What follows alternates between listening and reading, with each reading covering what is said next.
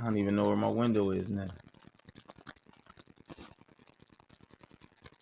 You gotta move over a little bit. But I don't even know what I did with my Chrome window. oh,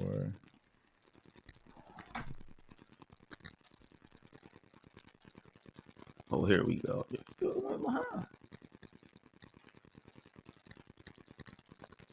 All right. you Now good I now? can see a little bit. You good now? Now my focus is off. What the hell? It might be a dirty Lens. shit. All right. Come on, let's get ready to rock and roll. I don't know what's going on. I'm gonna go ahead. Bring us in. Drop the video. We gotta get you in the video. I Here know. we I go. gotta get my. Come on, let's get it popping. Hey, welcome to the Saturday morning in the industry Shoptalk, hosted by the Black Filmmakers Lounge. It's where independent filmmakers, whether novices or professionals, come together to gain insight, perspective through education, information, networking, and to discuss industry best practices that will advance the Black interdependent film community. I'm your host, Michael Melvin, and today my co-host is Jacoby Simmons. And TK is on a small break, but she'll be back. So it's just Jacoby and I hanging out today, which is good. We always talk equipment, cameras, tech stuff. It's us. What's up, brother? Ain't up, man. I'm sitting here trying to get my stuff together. It's one of them days, man. Oh yeah, I feel you on that one. Look, my lighting is bad today. Yeah. Shoot, I'm trying to figure out what to do with it. I can tell you what it is, man. It's the end of the school year. So if you guys have not been on a show before, and this is your first time watching, Jacoby and I are both educators. So it's end of the school year. We're both wrapping up. And this is when it gets stressful and you have a lot of work because you not only have grades and that is there we go. You not only have grades, but you got events coming up like promotions and graduations. And because we both do film, video production and stuff at our schools, we're the camera people. We're required to film, stream, all that wonderful stuff. So it's something else, especially after graduation already. I got a delay. Yeah, minor delay. I don't know what it is, bruh. It's one of them days for you, for real, for real. I know. I'm plugged in and everything too. I'm hardwired to the internet. Oh man, just is what it is. Yeah, it's one of them days. What's up? What's up, Leonard? Good morning, man. Thank you for joining us. Leonard's hanging out, Job himself on YouTube. So if you happen to be on Facebook, YouTube, those are where we're streaming currently. We got other places we're going to start shifting over to as well. Probably, honestly, we're probably going to be shifting. I don't know where we'd be shifting to. I mean, we're checking out different stuff, so see what's useful for us. Yeah, because like we were talking about earlier, like I think people are going to have to think differently about filmmaking. Yeah, and where their niche is.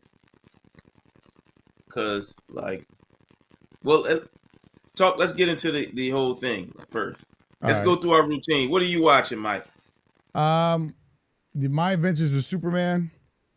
And then I started something. I started them on Amazon, right?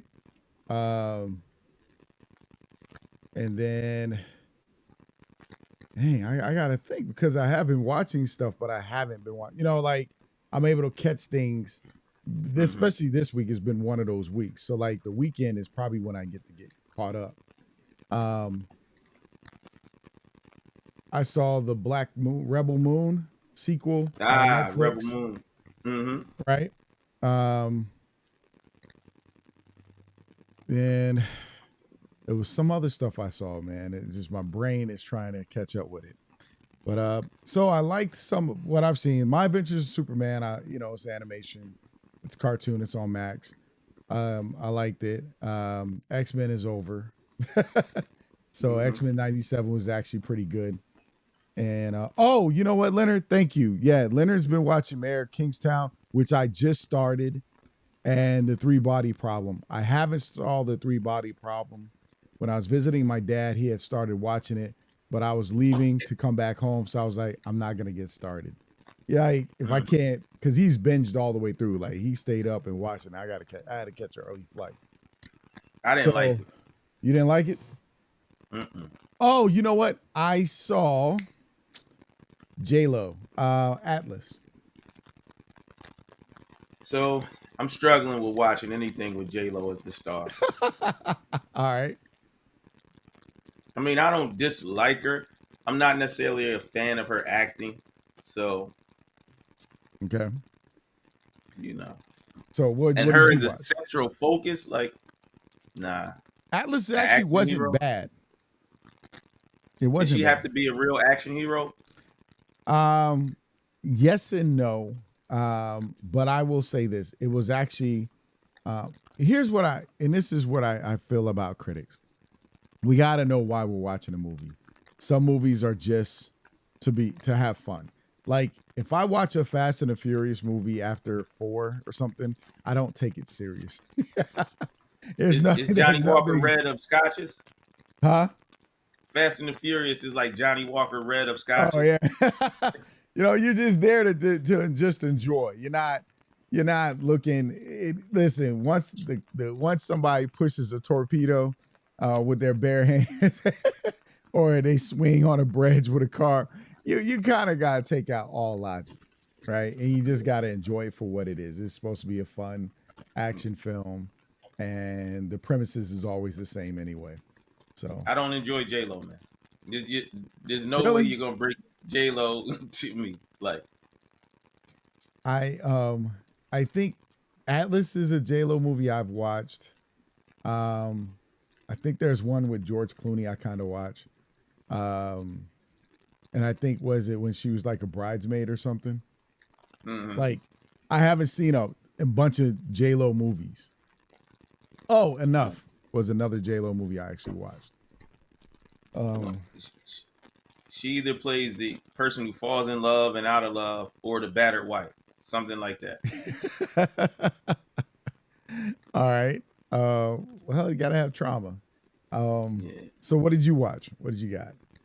Oh no, so I saw and now you got me. I already saw Rebel Moon, the second one. Okay. And know what it reminded me stylistically like 300 in space. Okay. I liked Rebel Moon. I watched that Kevin Hart movie, but I keep falling asleep on it. Me Which Time. One? The one with him and Marky was actually pretty good when I saw it. I keep falling asleep. I'm not saying it was bad, but I just could never get through it. Okay. Like I'm gone. I don't know. Maybe it's the time that I watch it, or whatever. And I haven't watched a whole lot of movies lately. There was something I watched on a plane. I can't remember what it was when I was flying back from San Francisco. But this is a tough week for me with TV watching and stuff like that. I saw Three Body Problem. Not a fan. It got it was. Let me say not.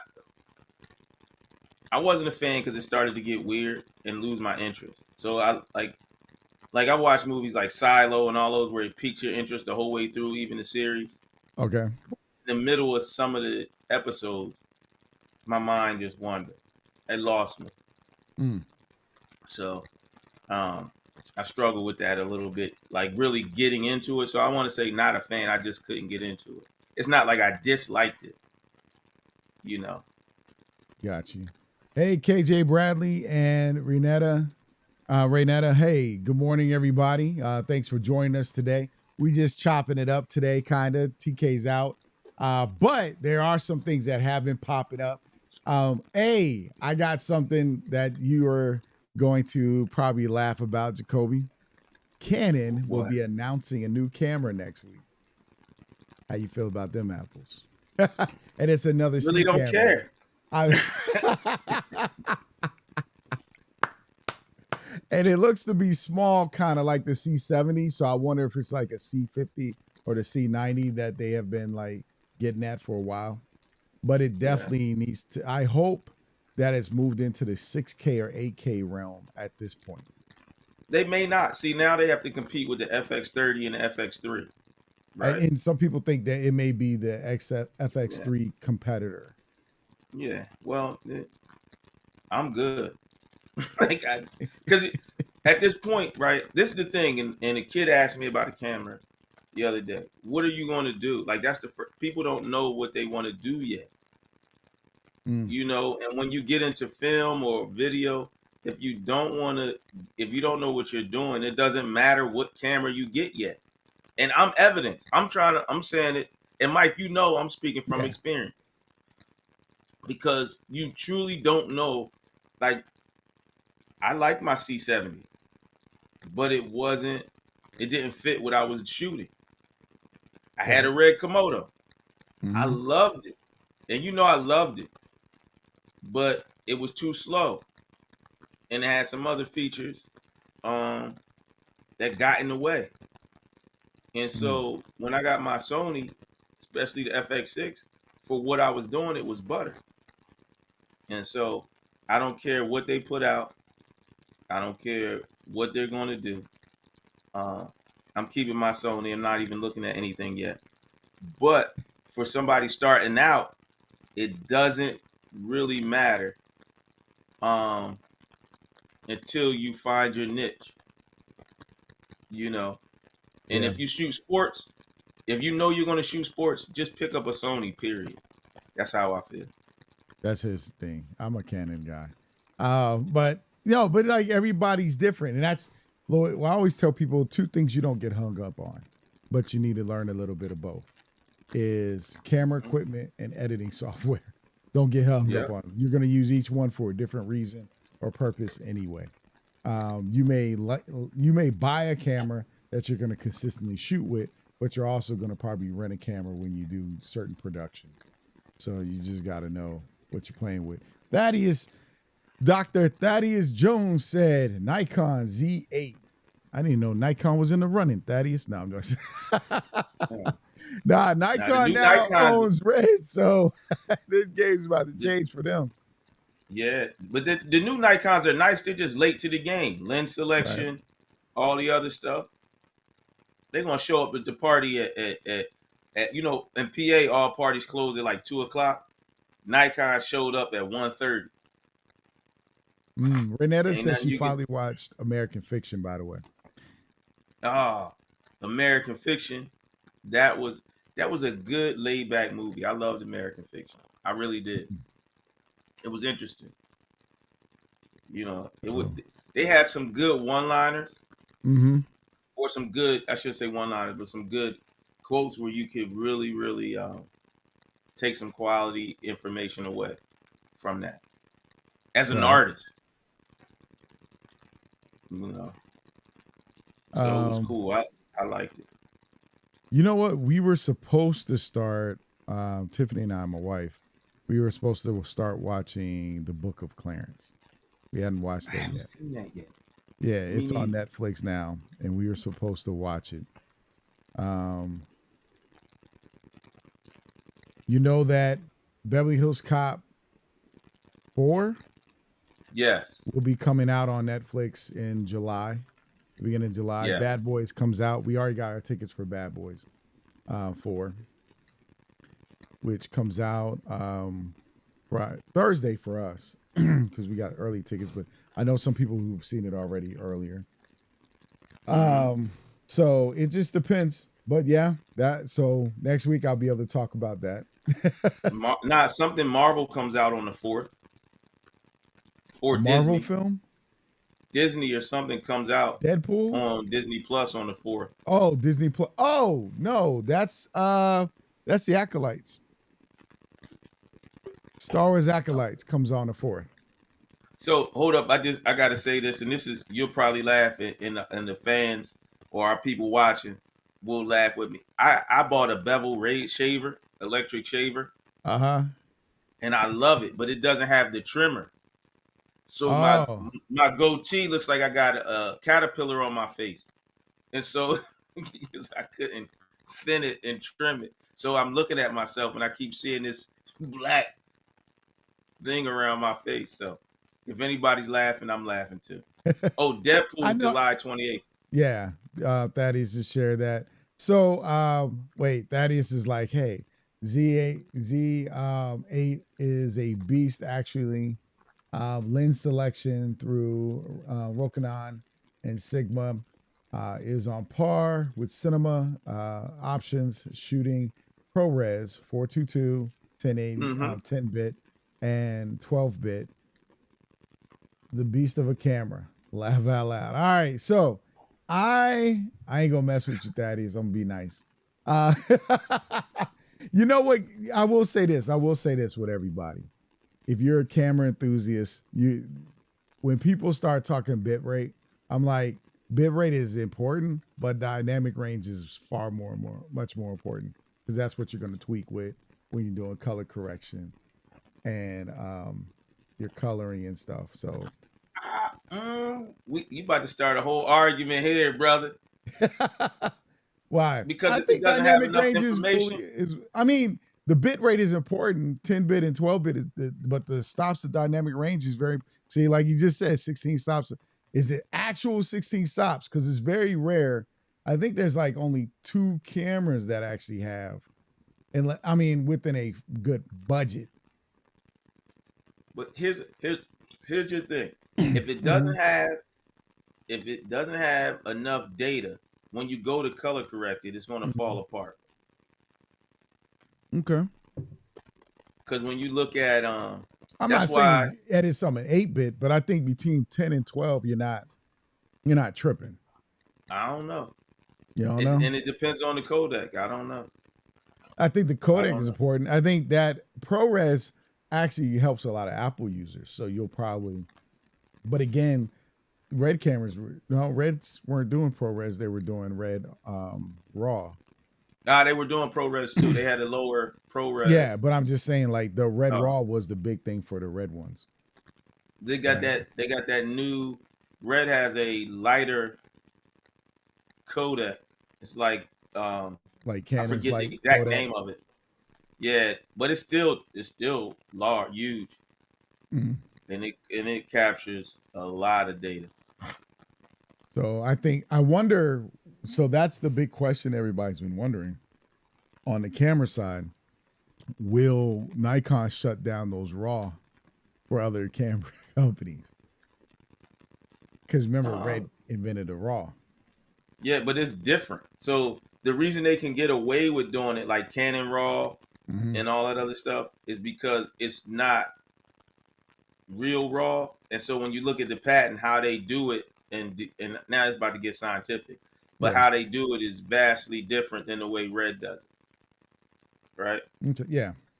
And so when you would look at the patent, it's not even the same, and that's what they're talking about, and that's why Nikon figured out a way that was so close to Red's. That's why they went to court. But that is So so true. everybody's Okay. calling it raw, but it's Right. not. It's There's not not true a RAW. It's not the yeah, actual RAW that Red came up with. hmm Um, which is a because real raw, like photo raw. because it's like Apple has their own new RAW or log, a hmm log, Apple log, for the iPhone 15 Pros, which is interesting, right? Because now and that has significant dynamic range now, hmm right? Which is it's getting like it's like it's getting very interesting. All these things happening, but we're sitting here. We talk about RAW, we talk about different codecs, but at the same time, and this is going to be slight transitioning. We still got this AI revolution that is now pushing things in a different way. That hmm I think your camera is going to be built in AI. I mean, phones already have it, right? They Well, so already do do the cameras. Autofocus. yeah. Well, yeah, but which you talking about digital autofocus or well, like autofocus to me, I get the AI part on that, but I'm talking about more on the creative side. Like Mm-hmm. it'll be interesting if cameras start telling you shot compositions. Like do this composition. You know what I mean? Like if it tell Yeah. you in camera shift by shift by 30 degrees or do like that But would be look, interesting. it's a tool, just like Yeah. everything else, right? And if you can't embrace how to use the tool to get rid of some other things, um, I ain't paying Thaddeus no daggone mind. Yeah. Yo, but He, that new LiDAR for the DJI is going to do some autofocus for yo, real. listen, and I hear Thaddeus is right, but look at all these sports and filmmakers who are stuck with it. It has leveled the playing field to an extent of storytelling, Right. right? You got these cinematographers who haven't. Like I grew up not using autofocus. I'm I'm transitioning. So when you say that, like when we let me stop. I'm gonna get this because I got where you're going with the AI, right? Mm-hmm. But look at Sony's autofocus, and everybody, and I pick Sony not because I shoot it, because they're the leader in autofocus, Okay. right? They have animal autofocus, human autofocus, eye autofocus. Those are AI things, right? Because that's no Mm-hmm. longer just Just contrast. recognizing what's in front of you. Yeah. Yeah. And so for some people, that has eliminated them from a skill set that they had to focus on learning to just telling stories, right? Okay. And so it's interesting because here's the slippery slope is what is too much. And that's the point you're getting to. What is too much? Mm-hmm. You know, Because and people are going to have to shift their jobs or their thought process in what they do. Because, like, look at graphic design, right? mm-hmm. But I still think you need a graphic designer. The AI can't be a graphic designer and marketing department. Well, see, AI on graphics, unless it's you know how I feel about it, unless it's actually backdrop or background, it's poorly. It doesn't do people well. You can see from the hands and the feet if they have their toes. I'm not talking about shoes. The words on AI, they don't, that doesn't go over well either. So it's not totally where it needs to be. And I've seen some But people's remember, projects. technology is exponential. Yeah, but I've seen some people's projects where they did full on short films using AI, and they lack camera shots, camera angles, lighting technique. They lack a lot. I mean, but then there's the one I haven't fully watched, the one with the balloon. I started it, but I didn't. With the balloon head.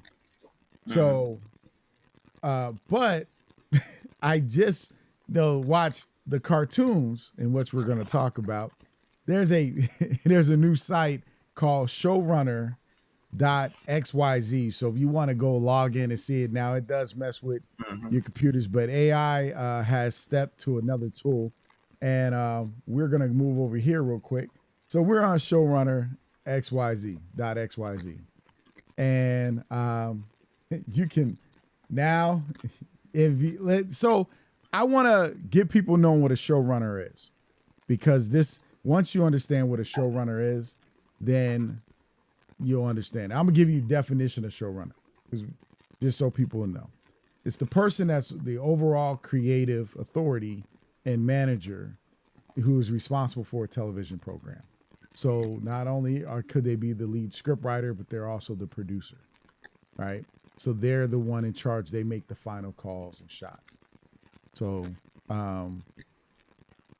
I hear sometimes people be calling themselves showrunners, and they not.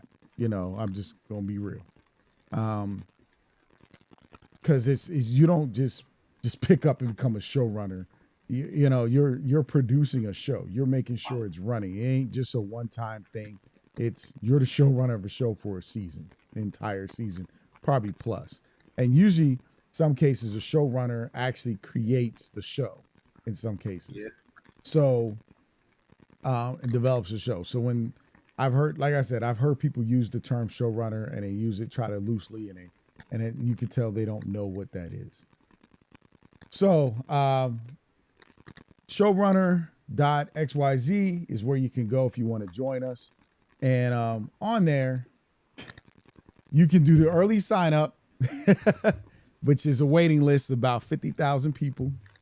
Then they have another sign up, which you can expedite by telling them some information. They're really aiming for cartoons on the level of a South Park, Simpsons, Family Guy coming out. Yeah, Shonda Rhimes is a showrunner. She's developed and created several shows. So here you are, you become the showrunner for AI. This is basically the showrunner is the AI Netflix. You're going to create shows that other streaming sites can pick up. That's the premises here. Using AI. You can write, you can tell the animation what you want to do, you can choose the type of animation. This is what's happening right here. Like, here's a reality. Like, if you look at here, you got Exit Valley, which to me looks like Futurama right there, right? So does the one beneath it. It reminds me of Futurama or something else. I can't remember the show that comes on Cartoon Network that the Chutzpah reminds me of. Then you, of course, you have the Japanese animation on Akira Shunu, and then you have Leave Behind, kind of looks like Japanese animation. Pixels reminds me of Cars. So what does that remind you of? Who made Cars? And the fact that they call it Pixar, style. So I think this is where we're getting to. We're getting to that 2D, 3D, anime style, developing cartoons, telling what you want to do, and you become the showrunner. You develop the show, and you can, if it gets picked up, you probably start getting paid. But we keep forgetting something about AI, though. Isn't it, if anything that AI creates can't belong to you? Like, it can't be copywritten yet? Yeah. I mean, that's the biggest challenge. Right. So that's why I'm and here's who owns it now? Huh? I said, who owns it now? Who owns AI? Or who's gonna own it? Yeah, and that's going to be the question. If AIs keep creating stuff, is it the software developer, the company? So if you develop using showrunner stuff, the showrunner own it? Now, here's what they did do. They actually did a simulation episode for South Park using the software. Mm-hmm. Yes, the story you write can be copyrighted. Is it the story that AI writes or the story that you write? Of course, the story you write can be, but what if you tell AI, write me a story about da-da-da? I don't think that can be copywritten. I mean, I'm sure there's ways around it that people discover. Like, I got students, they try to use AI for stuff, and then they plug it into like Grammarly or Paraphrase and have it rewrite that, and don't know that we can run it through the system and still find out if AI wrote it. And AI writes a certain way anyway. That's the crazy part. Yeah. So here you are. This was talked about. I sent them the article. You got a Netflix site ran by AI now. Showrunner. That's crazy. And it's coming. And it's like, so what are you going to do?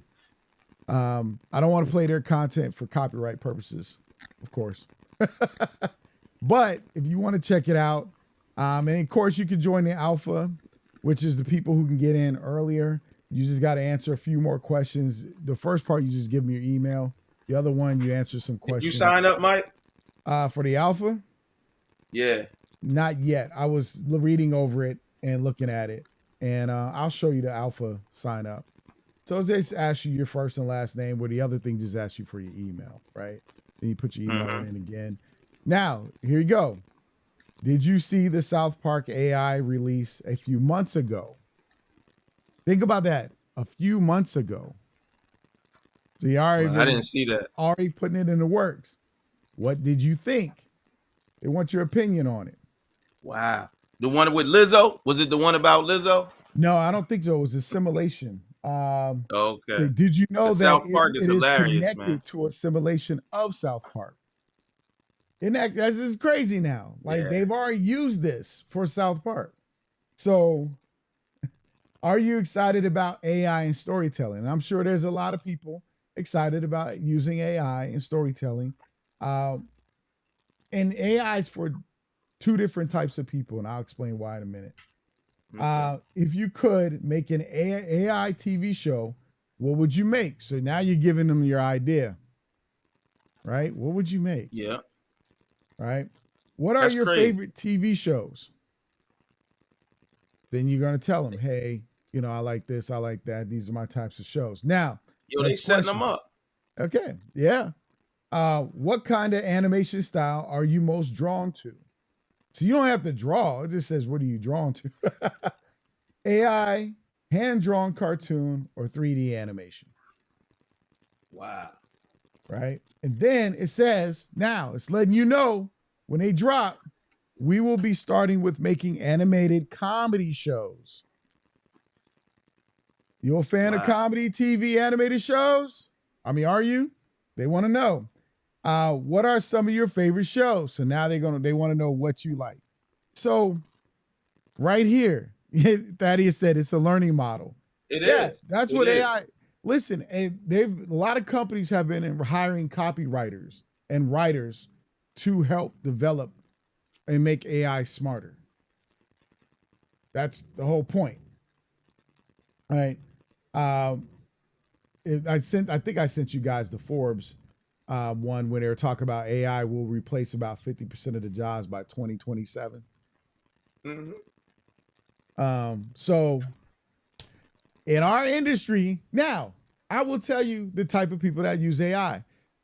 People who understand how AI can be a good tool, but not take up more than 20% of their workflow. It can be used and utilized, but it's not going to be 100% of their work or anything. Okay. Then you got the newbie people who come in and they don't know how to use a camera. They don't know how to do stuff. They think they got great story ideas, which everybody has a great story idea. It's how you execute it at the end of the day. So they don't know how to execute it because they'd never been on a film set or they'd never worked with other filmmakers. And so they don't know what they're doing. But here comes AI. They take a couple of trainings. They learn things like some people are learning Real Engine right now, Real 3D, just so they can create content. So they're going to use it for everything, to write the script, to tell the story, and they're not going to understand the basics of our industry. Script writing, 101, how to tell a story, how to break it down to what are the plot points. They're not going to understand that. So will they be able to tell good stories? They're pretty much, and I'm going to say this, and this is just me, my opinion, but a lot of people who want to get into this, who've been trying to figure it out, going to learn this, but they're going to learn by watching other people's content on how to create something, and they're really going to mostly likely mimic what's out there already instead of being creative because they're not thinking creatively, truthfully. Now, again, this is my opinion. Daddy said the key thing, then they'll lose ownership. Right. Like they won't own anything. Right. And that's what they want. Like, think about this. You become the viewer of the content and the creator of the content and other people. Let's just be real. It's YouTube. A lot of content creators create their own stuff and then they share it with other people. And if you go to YouTube long enough, you start realizing a lot of YouTube content creators are mimicking and taking ideas from other content creators, or they're just copying their whole thing. Yeah, like they're taking their style. There's content creators on YouTube that just play other people's content. Yeah. I can't. Here's the thing. So I feel bad for the young lady that's doing the what is it? Veronica. Mm-hmm. Because everybody's taking all of her stories about working and put animation to her stuff. And now somebody else using their own voice retells her story with animation. Like Yeah. it again, the creators, people are gonna still start jacking from the creatives to create and so they can get paid. There's not a creative, those are the middlemen have nothing else to do but learn AI and all these other tools and take from the creatives. And Bradley, like Bradley talked about, it's not necessarily a bad thing. Mm-hmm. Well, I think we're talking about context, right? Because I don't mind you copying my style or some of the things, but when you're taking my IP, my exact story, or things that happen, that's unacceptable because that's stealing now. Like copying, mimicking how I do it, or something is different and figuring out. But once you're like retelling my whole story or using my exact content, Mm-hmm. nah, that's stealing. Yeah. And that's where we run into the problem because um middlemen don't have jobs. Like in Forbes, they released another thing this week. Um, they are you got Bayer, the medical medicine company Bayer. They are going to be laying off management and be 100% employee based. The CEO is entrusting the employees to do the work and get it done because and that's going to cut them about $2.7 billion. Mm-hmm. Again, those middle people just tell people what to do, but the people who do the actual work know what they're doing. So you really can put it in their hands. It's kind of interesting, The but CEO going to take a pay cut though, or he's just focused on the investors. he's just focused on the investors and himself. Because at the end of the day, you get rid of your management people. Now you're not cutting big checks anymore, and you can Yeah. hire the other people until what comes into play anyway. Man. AI, right? Machines and AI. And so what happens? You cut back your staff anyway. You're going to eventually, every company is eventually going to figure out a way to cut back on staff. Or they might change what replace some of the people. staff does. Because I think everybody's looking at the looking at AI like a lose, right? Mm-hmm. But who like right now, like some of these tasks, like who wants to just stamp something every day? Like Mm-hmm. I shouldn't have to pay somebody just to stamp a piece of a car every day, like a repetitive task, right? But now what we have to do is fix education and fix a lot of things so that we can do other tasks or spend more time doing those more complex tasks. I'm gonna tell you, I said this a long time ago when this movie dropped. If you've seen the movie Wall-E, I said that's Mm-hmm. where society's heading. Everybody's Yeah. gonna be sitting on something, and the computer's gonna take care of you. You're gonna put on some weight because you're laying all day, you're chatting, you're talking to people, you're watching movies and chatting with people, you're drinking Mm-hmm. drinks, sugar drinks and pills. You're not even eating real meals anymore. You're gonna be popping fabricated meals. Like, if you really think about it, they doing it now. They 3D printing meat. Like, yo, at what point did we not go, yo, this is too much? Well, we always have that side of our community that's going to be like those cavemen or alpha males, or you know, that's going to try to keep working, or combat sports are going to be crazy. So, Yeah. So, and that's the thing. AI is kind of, you as a filmmaker, you got to decide, or a beginner filmmaker, you got to mm, decide what part of this AI industry you're going to be in. Are you going to be fully immersed where AI does everything? Because a lot of actors are offended and they're suing them. Who was someone just sued a company now for using her voice from a movie? but you know, James Earl Jones sold his voice to Lucasfilm so that they can use him for Darth Vader from Anytime they here on want. out. Yep. So, and that's the thing. But are you doing it where there's residuals, where there's royalties to your families that's going to be attached? I'm pretty sure he Um, has something like that because they got it in perpetuity. right. So how does that work? Scarlett Johansson, thank you. Yeah, she's suing. Thank you, Thaddeus. I knew somebody's read the articles with me. Uh, you know, well, yeah, she's suing them. But and that's the thing, because right now, taking actors, and I'm not talking about top actors right now. They're taking the extras and I hate to say the word low level, but beginning actors and low level, and they're scanning their bodies. They're 3D scanning them so they can use them in anything. How you signing contracts, because you got to remember, some people just want to be famous, right? That's what I always say about business. In this industry, there's people who want to produce things, be creatives, and they want to make money. Money is going to be the result of the work, not the guided incentive for the work, right? Then you got somebody who is going to want to be famous. Money's the result of, but they're going to make bad business decisions because they're looking at the upfront money, not the long run. But that's always the case in entertainment and in music and film and everything. That's why these people look at we laugh, but look at Batman, Bill Finger, Right. right? Been hidden for years because somebody paid him to create all these things in a room, and then he took them out as if it was his own creation, Mm. right?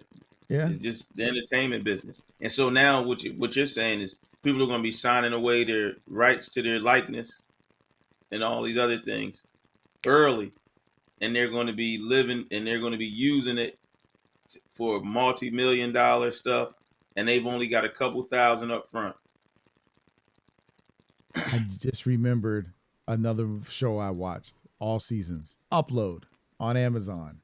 And Upload is perfect to what we're talking about with AI and computers, where the premises is we upload our conscious, all our knowledge and information and memories into a computer, and it generates a virtual version of us.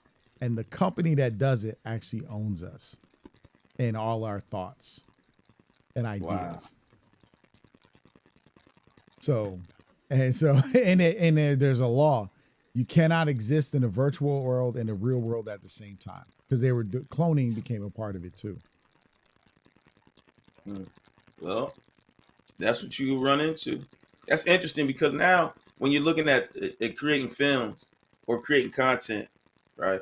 I think there's this thing where some things are antiquated and some jobs just are going to go. How do we make this shift? And what he said the word of the day is perpetuity. That's the word they use in all the contracts. Yeah, that is contract language. Like, if you read, people aren't reading their contracts. That's why people be signing these 360 deals too, getting them locked in for life and on stuff that the company shouldn't even own. Yeah, and that, it's crazy. And they'll say that the money goes to their kids' kids and kids' kids and so forth, so that their money stays with whoever you sign a contract with and never comes back to you. So it's crazy. But now people are gonna have to be smarter. You're gonna see more content, but the thing is, there's gonna be a lot of trashy content to start.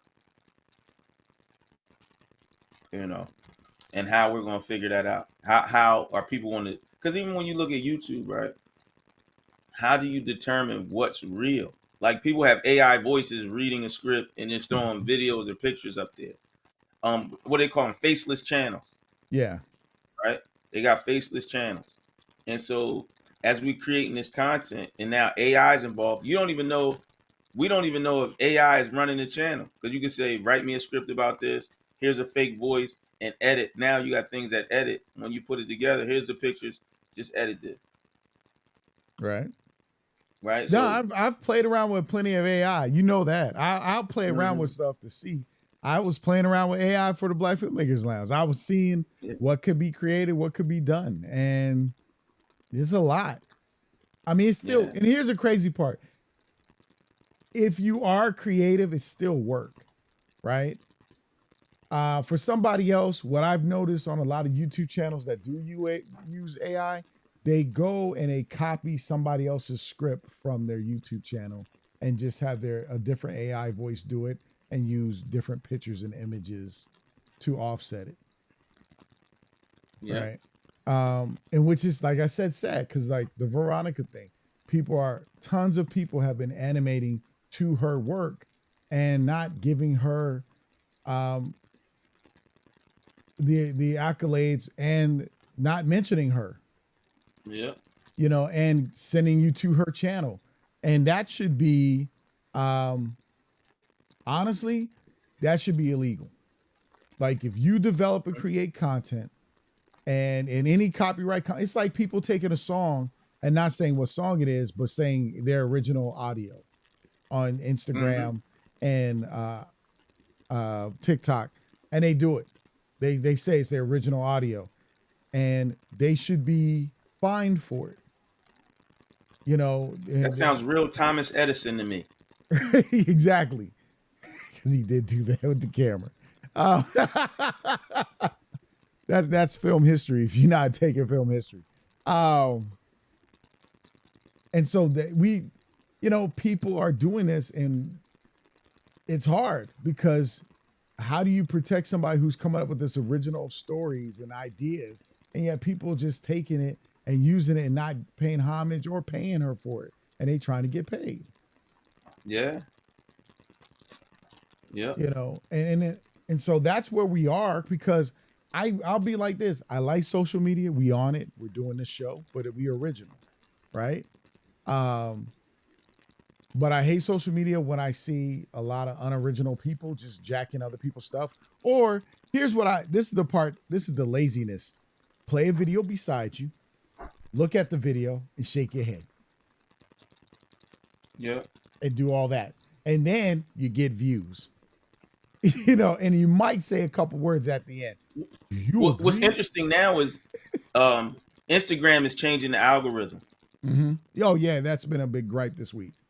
Yeah, they're changing the algorithm so that people who created the individual content come up first in people's feeds. And so that's going to be interesting to see how it impacts some of these creators. But how do you find them? Because, like, I just watched. No, like they know. I saw Veronica's story, and another girl is telling it, different voice and everything. Well, that's a little different. But the other Instagram videos, when people are just jacking other people's content, reposting it, creating, I forget what they're called when you do two together, stitching them together. Yeah, and all that stuff. Stitching, yeah. Yeah, so they're fixing the algorithm for that kind of stuff. But there do need to be some kind of copyright police to really check it, because it's not original. It's stolen, and people are making millions of dollars. Not one person, but all together. Like, people are literally losing money because somebody stole their content. And that's where I'm bothered, because that's where I start to dislike social media, because you got a lot of middlemen, people who lack creativity and understanding, trying to make a dollar off of others all the time. At this point, I've seen people copy other people's skit. Like, I saw the original a while back when they were doing Vine and Instagram, and now somebody just recreated it and retelling it in their way, but it's the same skit. And I get it. Multiple people can come up with the same idea and stuff, but there's some things that are original. And I'm not getting it. They're stealing. I'm not letting them off the hook. They're stealing. You know, and that bothers me, you know, because with AI doing what it is, I think a lot of careers are going to shift to the entertainment side of things. I think a lot of people are going to try to find their way in becoming more influencers and creating some type of content. They're going to take your story, animate it, and then use your dialogue and stuff, or change and manipulate a little bit and throw it back out there. And I'm not saying there's anything new when it comes to movies and stuff, but there are some people who are purely lazy and are trying to make a quick dollar. Yep. And that's what's happening now. And So go ahead. yeah, no, go ahead, brother. I was gonna say, yeah, and that's the thing. We know that we live in a capitalist society, so all of those things are gonna happen. But how do we, like, we get to figure out, and that's the part where politics comes into play, like legislating some of this stuff. And that's the issue with big tech, because they got all these lobbyists, and Mhm. they're taking this money, and they're not really legislating for our good. And even with AI, it's crazy. Like, I was in San Francisco at graduation, and I saw the first Waymos. Those self-driving taxi cabs, Mhm. and I'm just like, yo, it's crazy. But they're gonna get truck drivers. Look at all those truck drivers soon gonna be out of business Yeah. because they can have it run. They can have it drive 24 hours cross country. I think you still got to have a person in the vehicle though. They can sleep, but that's still, now they don't get Right. paid as much. No, but they don't get paid as much. All those things shift because you're not a driver. And you never know. So anyway, I'm gonna get back to film. So, but it does change what we can do. I mean, it might save some lives. Look at all the people doing some Here, things. my boy Leonard said this. He said, "What are the talent agencies getting paid for?" They're supposed to get paid to get you gigs, but they're gonna hurt every industry.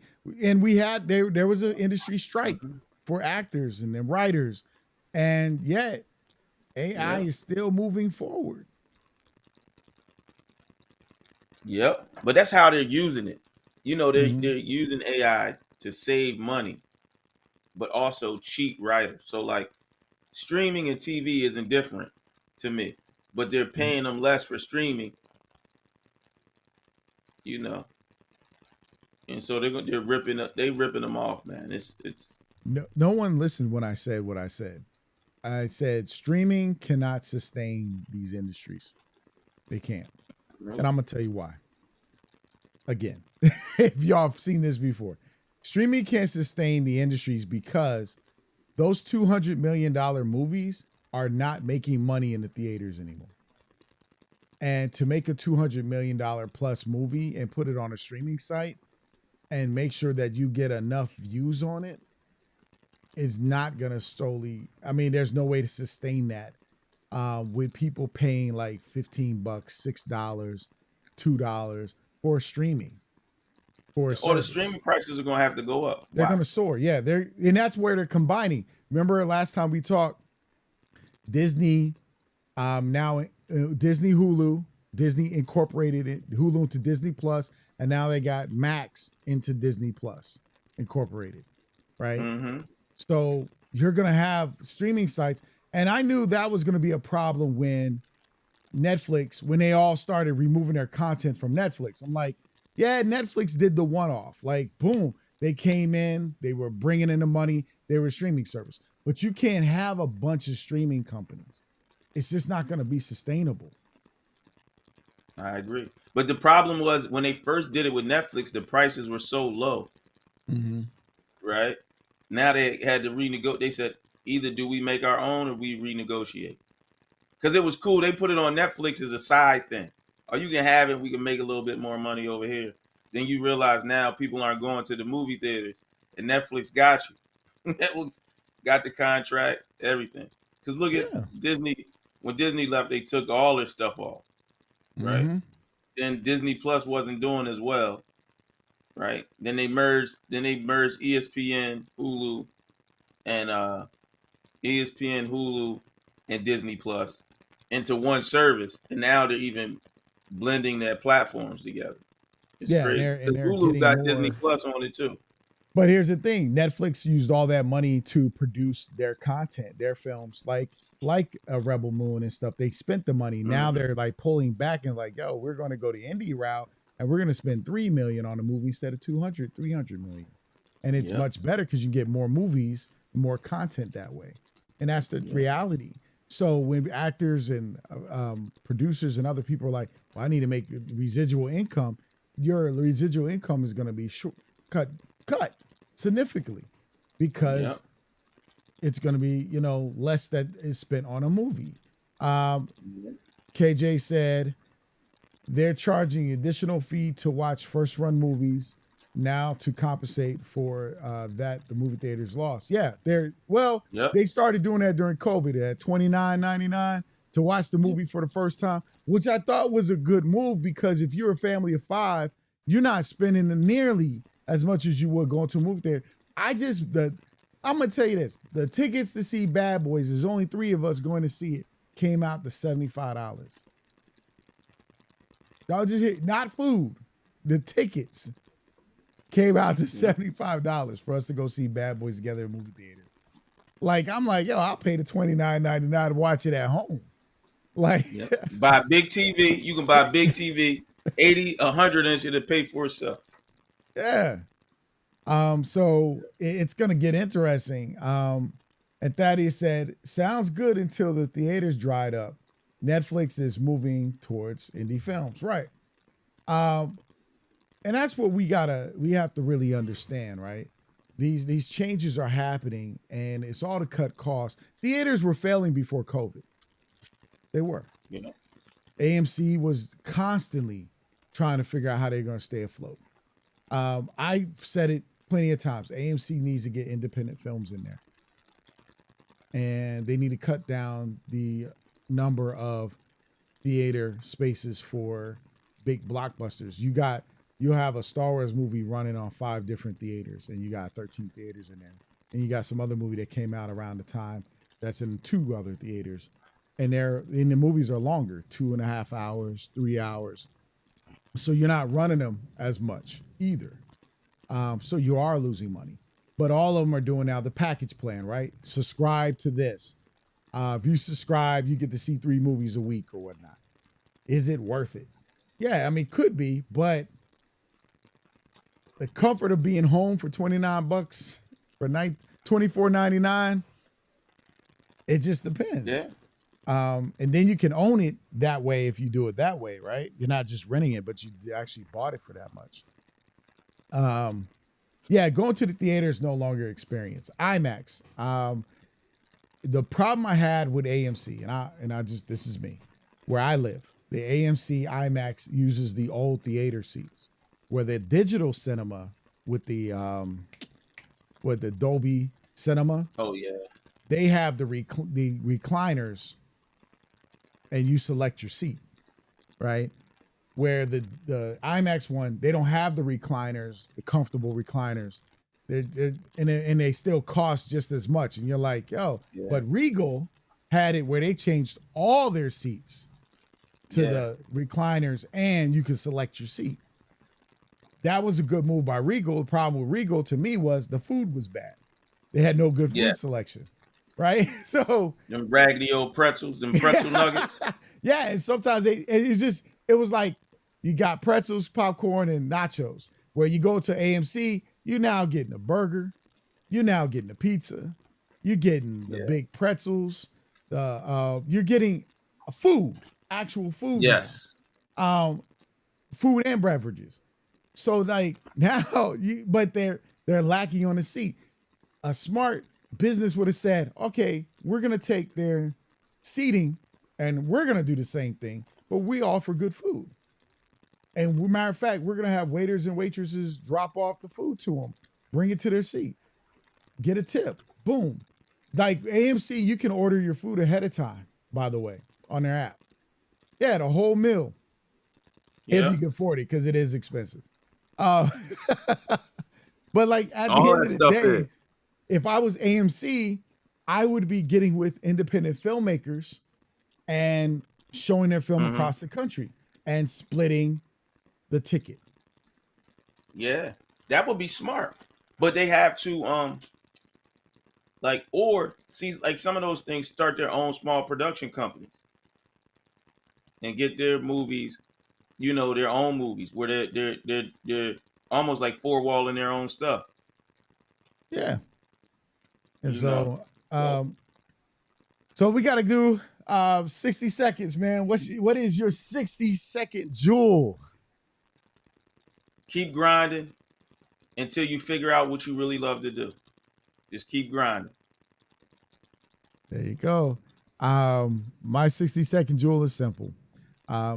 You got to figure out what side of this AI model you're going to be on, because you're either going to be an actual creator using it as a tool, or you're going to be the actual middleman using it as your everything. It's not just a tool for you, it's your everything, because you don't know how to write stories and create them. You don't want to hire a cameraman. You're going to circumvent the system of working with people. The problem will be we'll get a lot of cookie cutter stories. Well, we already get them, but I think we'll get much more. You'll go for what's popular to make some money. So we like hanging out with you guys. It's a wonderful Saturday. Yo, I gotta big up my brother right here. He's officially my alumni. We both went to the same college for grad now. And so we both got our masters. And yo, welcome to the fam. He's official in Knight, Academy Arts University. And that's where we both have our degrees from now. And so, yeah, bro. Well, congratulations. I know it was a hard challenge tryout, and but you did it. You met it. I was on the phone with you at times. You'd be like, man, I got this whole weekend. I got this. Yeah. Yes. Yes. So, man, but congratulations. That's Thank that increase on that paycheck. Yes, definitely. Yo, oh, that hard work, you be like, but that's all I'm getting. Yep, you were right about that. I still got to pay the student loans. Yeah. Yo, I don't even want to talk about it. Dude, mine is like 100,000. Yeah, I don't even want to discuss it. So we appreciate you guys joining us for the Black Filmmakers Lounge Saturday morning in the industry shop talk. I'm your host, Michael Melvin, my co-host, Jacoby Simmons. Once again, Tamara TK Henderson couldn't show up today. She had a lot of stuff she had to do and handle. She's doing her thing. She's in Texas. But she'll be back. And we look forward to hanging out with you guys next weekend. We might continue to talk about this AI thing because every time there's something popping up. And I look forward to sharing with you what Canon's new camera is going to be. I had to get under Jacoby's skin with that one. So we love y'all. Thank you for joining us. If you want to know what the Black Filmmakers Lounge Saturday morning in the industry shop talk is all about, what the Black Filmmakers Lounge, where independent filmmakers, whether novelists or professionals, come together to gain insight, perspective through getting education, information, networking, and to discuss industry best practices that will advance the Black interdependent film community. Make sure that if you're in the Black Filmmakers Lounge community, that you are networking, coming together with other filmmakers, having a conversation, getting the phone numbers, really sharing and being impactful. We love you guys. We'll catch y'all next Saturday. Be blessed. Go shoot something. Where I live, the sun is out. Make something, make it happen. I got to play with my DJI, and get it working. So love y'all. And we out. Like, subscribe, and share. Peace. Oh, that's 3. Peace. Peace.